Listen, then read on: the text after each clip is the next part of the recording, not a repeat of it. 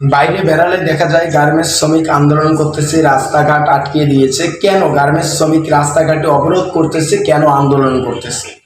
Garments মালিকদের দৃষ্টি আকর্ষণ করতেছে, আপনারা যদি নিয়োগ দেন 50 জনের, সেখানে অন্তত 5 জনের ছেলে মানুষের নিয়োগ রাখবেন।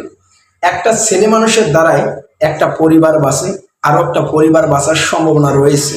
কিন্তু একটা মেয়ের দ্বারাই একটা পরিবার, একটা ছেলের পরিবারের দায়িত্ব নিতে পারে, একটা মেয়ে মানুষ কখনো পরিবারের দায়িত্ব নিতে পারে না। তাই বলতেছি, প্রত্যেকটা জায়গায় আপনারা নিয়োগ দেওয়ার আগে অন্তত ছেলে মানুষ 5 জন নিয়োগ দিবেন।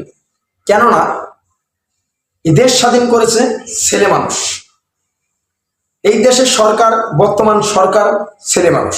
তাহলে ছেলে মানুষের কেন চাকরি নাই ভাই? গার্মেন্টস বানাইছে কে? ছেলে মানুষ। ছেলে মানুষের ভাগ নাই।